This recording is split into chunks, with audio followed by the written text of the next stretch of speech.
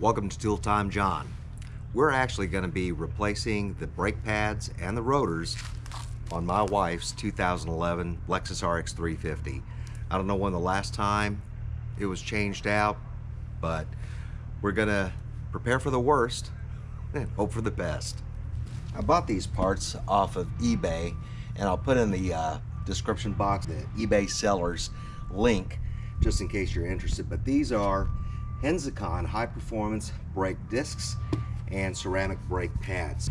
So first thing we got to do after we safely lift the vehicle, we got to get this tire off, and this has a wheel lock on it, so just get your wheel lock tool and get that one off. And this does take 21, it's a 21 millimeter stud. So now we have to take the caliper off, and looking at the rotor, you can see there's a groove going all the way around. So those brake pads are shot. What's nice is there's not a whole lot of rust over here for the mating surface for the wheel, but what's going to be of concern is what's behind that. So we're going to go ahead and take this off and see what's what. The bolts are 14 millimeters, so we're going to try to break it loose. And it looks like there's a wrench right there that holds it. 17. Wow. There we go. There's another one down here too. That one on there very tight at all. Okay. Got this spread apart. You'll notice these wires right here. These are actually anti-rattle wires, and we'll need to pull that out. This should just hook in. There we go. And the new brake pads should come with that. Just in case, let's not throw that away. I went ahead and took this brake pad off, and if you notice, man, there's hardly any brake material left on there. And what I'm going to do with this is I'm going to put it in the caliper so I can use C-clamps or whatever to compress these pistons back into the housing. And you can pick up one of these real cheap spreaders from your automotive parts store. All it really does is goes in here and presses those pistons back.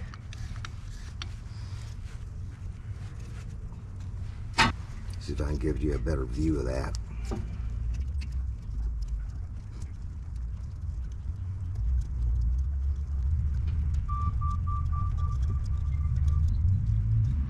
There we go. And what you want to do is you want to hang your caliper where it's not hanging by its brake line. So get you a bungee cord or something. Just hold that brake up. Okay, next we're going to take this caliper bracket off. There's two bolts back there, and they're 17, so we're going to break those loose. There's the upper bolt and then the one below it, so we've got to break those loose.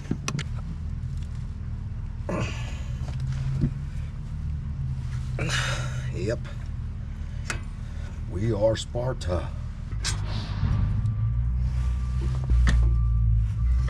All right, just got to get this brake pad off, take a look at this and get it cleaned up. So this is the first caliper bracket, and the pins seem to be sliding pretty nice, so that's a plus.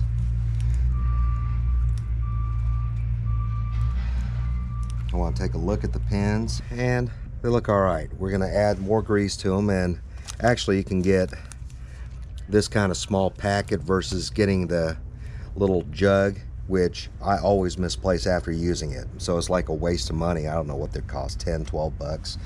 But this is like $1.99 each. So I'm gonna clean these off. and put some more grease on them. And the boots are in pretty good shape, so that's good.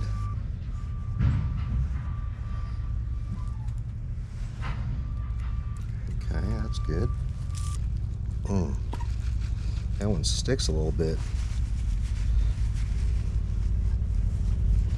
Now there is a O-ring on there,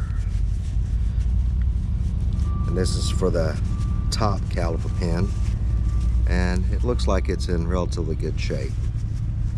So no surprises there. That's good.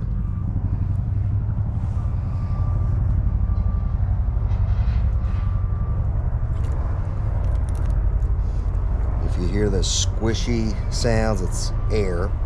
So basically you just got to work it back and forth to get that air out, and you can twist the pin in there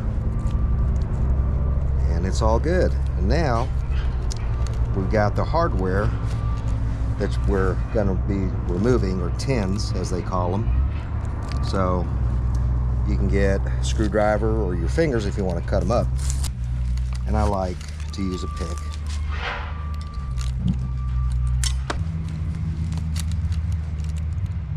And then what we'll do is use a metal brush,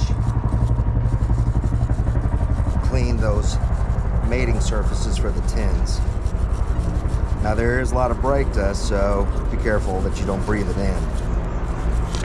Here's the new hardware, or tins, and if you recall, those anti-rattle clips, so they include that in there as well.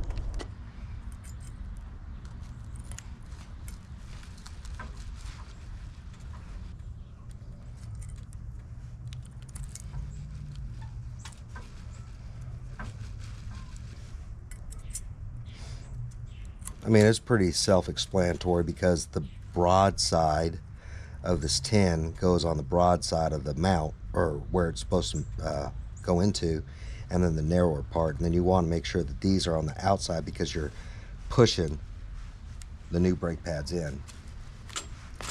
And there's the new brake pads.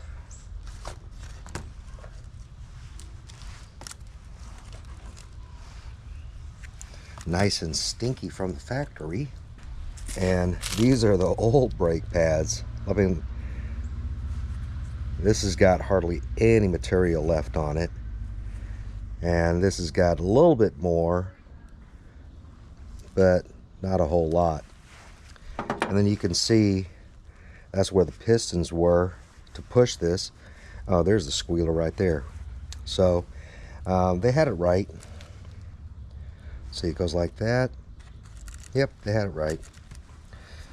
All right, so we'll go ahead and put that in. I mean, look at the difference. That's huge, huge difference. All right, we're gonna put, goes like that. Because this little tab here goes into that little hole. All right. So that goes like that. And we've got another squealer to put on, and that goes in like that. Now, before I can mount it on there, I've got to change out the rotor. Depending on your make and model and trim and all that, they say to measure the brake rotor itself so that when you order the brake rotor, you get the right one. So I'm taking an approximate measurement here. I'll get a better measurement when I get it off, but it looks like it's about 13 inches wide. Will this come off? Or will it fight me? After using some good old WD-40, spraying it in here, into these holes with the studs, and putting the lug nuts back on, I used a BFH, a big freaking hammer, and hammered along here until it broke loose. I was hoping I didn't have to use heat, but there we go. We finally are able to get this thing off. To make sure that we have a clean surface here, a nice flat surface, because if there's any rust chunks, that's not going to be good, because that rotor needs to sit flat against the wheel. Actually, this is not in bad shape. This has been a Texas vehicle all its life, and unlike up in the Rust Belt, we don't see as much rust, so I'm pretty blessed that I don't have to worry about that. Get that all cleaned off. Now, this new rotor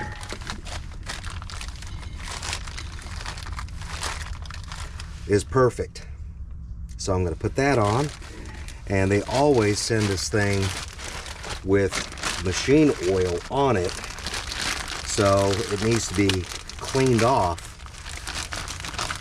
before putting on, because pads and oil don't like each other. Use some brake clean, get that oil off of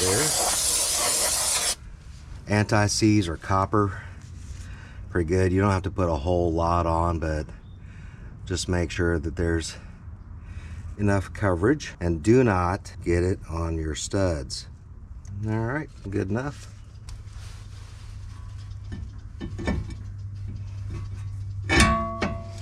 All right, and we're going to put these lug nuts back on, only because we want this thing to be flush when we put the caliper bracket back on, because having brakes not aligned is not a good thing. We're putting the bracket back on, and I forgot to show you that on the bottom of these tins, you'll want to put some of that lithium grease so that it doesn't squeak so much. Do the top bolt first, and always finger start.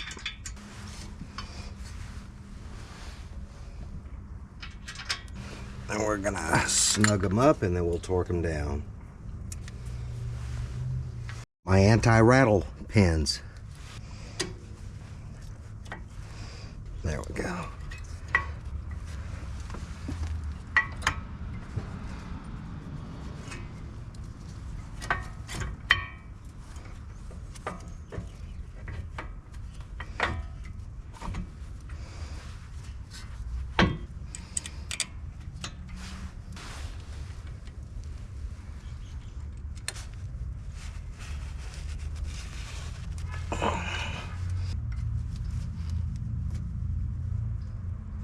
And then we're going to release some of the pressure in the brake line. So 8mm wrench, open up the bleeder, and make sure there's no air in there. And doesn't seem to be. Of course, I do have a catch pan underneath there, as you heard. Put the little rubber boot back on the bleeder cap, and we're set. Now we just need to put the tire back on. Now I'm doing the back brakes, and because I did the front brakes, I'm a pro now, right? One of the first things I want to do is, after I take the wheel off, is go ahead and spray some penetrant inside each of these lug hole gaps, because I had a heck of a time getting the rotor off. So by the time I get to the rotor, hopefully this penetrant will have worked and gotten in there, so it's not such a bear to get off. So I got to get the caliper bracket bolts out. That's a 17, and I had to use a wrench to get in there and a SFH to knock it loose. So anyway, and if they're tough to break, you know, just get you some penetrating oil and spray the nuts and bolts also. On the caliper pins, there is a 14mm nut that you have to hold in order to get the caliper pin out with a 14mm socket. All right, so got everything loosened up. Take the caliper bracket bolts off.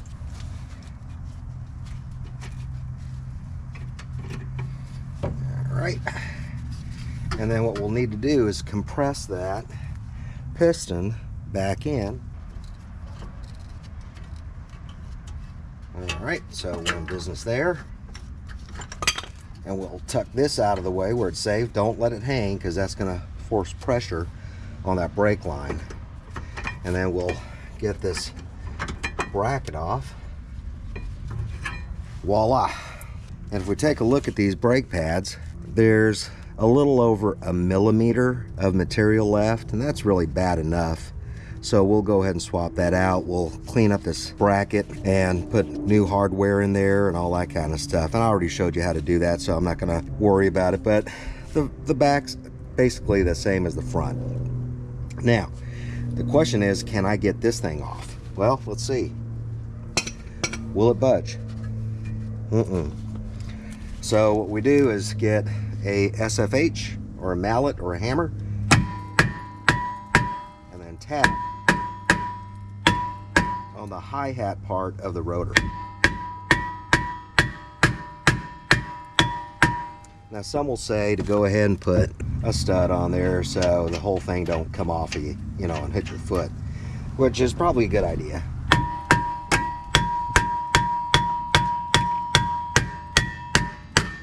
There we go, broke it loose.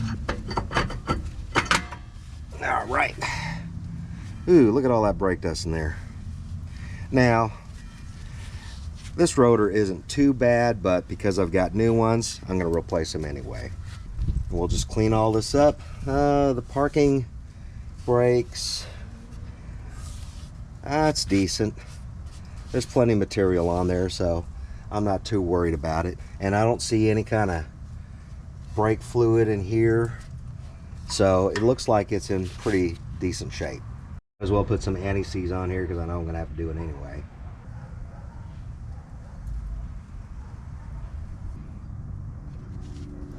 Okay, got the new pads on, new hardware. Slip that on. Start the bolt to hold it in place.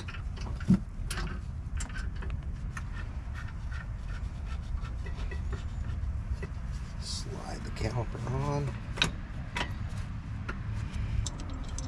Start those in. And then tighten everything down, and then we're in business. Working on the last brake. Let's see how this one looks.